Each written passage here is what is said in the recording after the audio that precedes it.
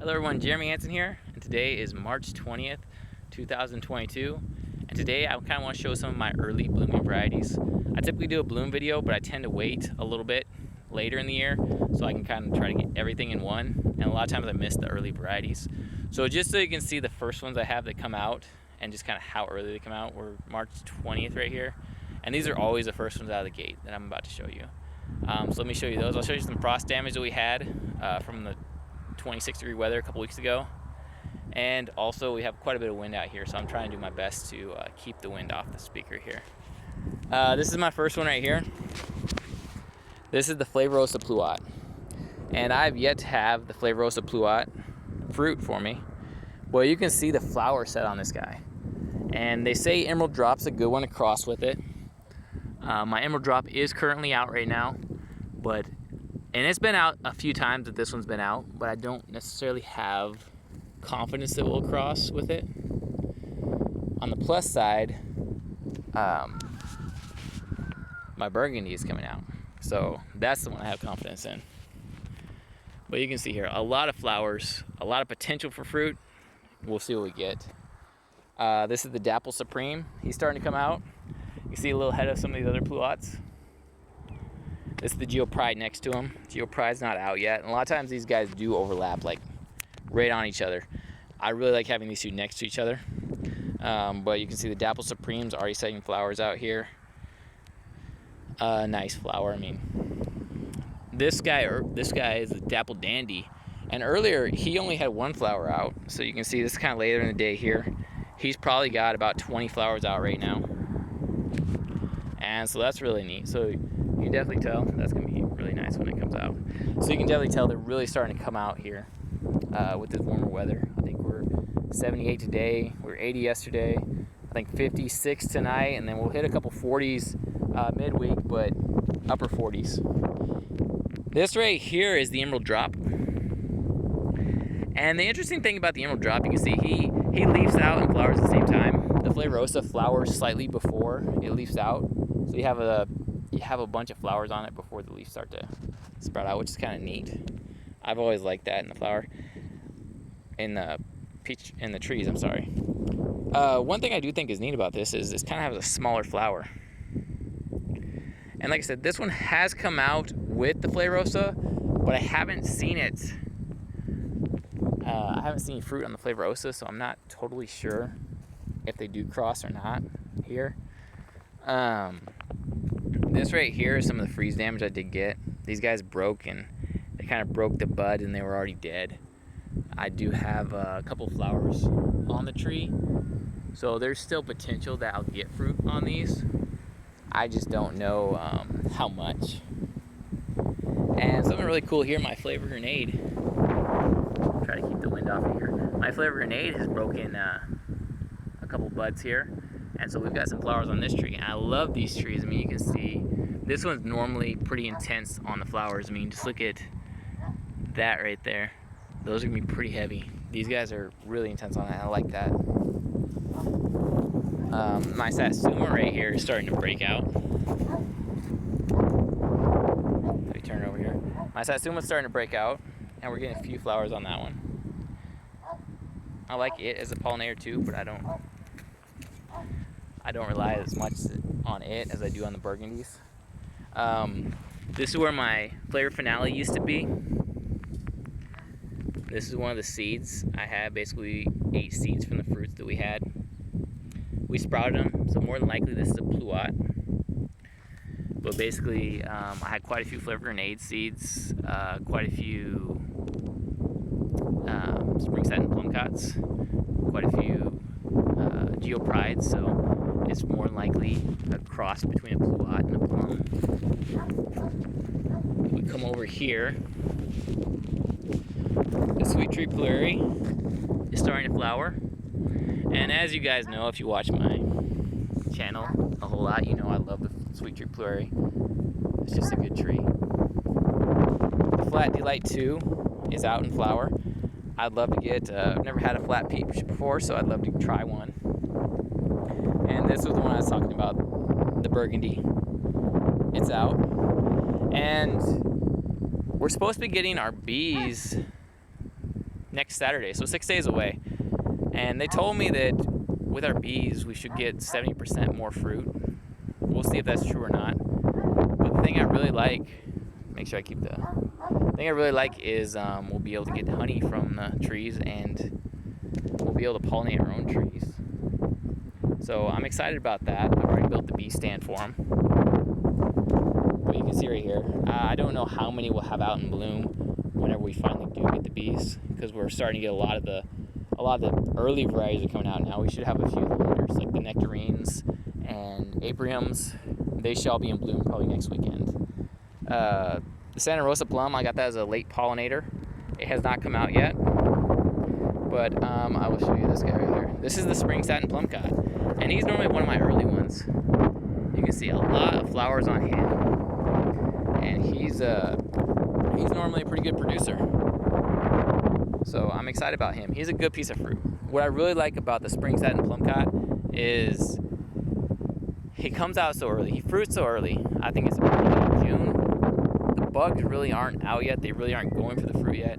So a lot of times I get the fruit undamaged from him. And shoot, honestly, I think last year I got like 20 or 30 fruits from him. And so they really aren't damaged whenever I get the fruits. So I don't hardly have to protect them at all. So that's something really cool. And these guys over here, oh, my splash is starting to flower too. I didn't even notice that. He didn't have flowers on him earlier. So that's kind of cool. And he's right with the burgundy and the others, so I have confidence that he'll get pollinated. And I didn't have a great piece of fruit off him last year. He had quite a few that came off early, and so I had him early, and then I had some that like overripe. So I didn't have like a great piece of fruit that I could compare it to there.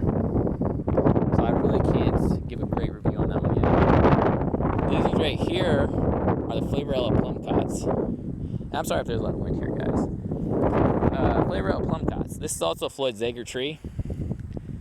You can see some nice intense bloom. This is another one too. Floyd Zager tree. I don't know why he didn't call it pluot, because he holds a trademark for pluot, but he called it plum cot. Look at this one. That's crazy, man. I haven't had any fruit off these yet, so I'm hopeful this will be the year. I mean, look at that. And these trees are very vigorous, the ones I have. I mean, look at this base on these guys, man. That is huge, and they rival some of my thicker trees, and they're a couple years newer than most of these trees. So that's something pretty impressive to me. I've used all the mulch I got right now, so I've got most of this area mulched out as much as I can. And so this will be the first time that I've actually had this one with a thick mulch, and so I'm expecting big things from this side this year. And right here is one of the reasons why I'm hoping that we have a decent outcome for the pollinator for the Flavorosa. That's really been something I've been trying for a few years, is trying to get something early enough for the Flavorosa and a good pollinator, because this is a Flavorosa right here. A lot of flowers right here. Burgundy, which that's a good sign, and Flavorosa right here. And I have another Flavorosa and two more over there. I've got a total of 5 of these guys, and no fruit off them yet. And that's what graft I did right there below, just in case I get tired of the Flavorosas not producing. One of the interesting things, my big trees to this side of the orchard, you know, I have that side over there. My big trees to this side are emerald drop, man. Look at these guys. These guys are like, this guy's probably 12 feet tall, and he's just coming out now. If I was thinking about this winter, I would have clipped him right here probably, and probably right here, just to thin out the middle here, because you can see he's pretty thick and he's a little too dense there, so he'll probably have some of his flowers get knocked off and probably have some of his fruit get knocked off. And so I'll probably wait till after the fruit set and trim him then. Look at that guy, man. That is another one. He's probably about 14 feet tall. This is also an emerald drop, and he is got quite a few flowers on him. So I'd love to get some fruit off those guys. I had a couple pieces of Info Drop last year, but kind of same thing with the Splash. I didn't really have a good piece of fruit to compare to. I went a little early. I was a little too excited about those guys, so I can't give you a great review on those. There's another one right here. Great size, nice flowers, and they actually alternate with flavor grenades. So that's exciting right there. Flavor grenades, as I said, is one of my favorite pieces of fruit. They're nice, they're crisp, they're consistent, so I really enjoy those ones. There's my little bunny trap there. And my burgundies are coming out. I've got quite a few burgundies back here because I do rely quite a bit on pollinating varieties for these pluots and the plums. So I have a lot of burgundies I rely on. Here's some more freeze damage right here. You can see these guys. This is a very beautiful flower. The Atomic Red Nectarine. Very beautiful. If you look at my other videos, you'll see just how intense this one gets when it does flower. But nothing this year. I may get a couple pieces of fruit off it, but not the intense bloom I normally get. And here's a couple other seeds I planted. I planted one right there, one right here, and one right here. And this guy's just little, but he's got a thick base on him. I think he got chewed on by the rat that was in my storage there as I was overwintering him. So if they don't work out, I'll graft to them.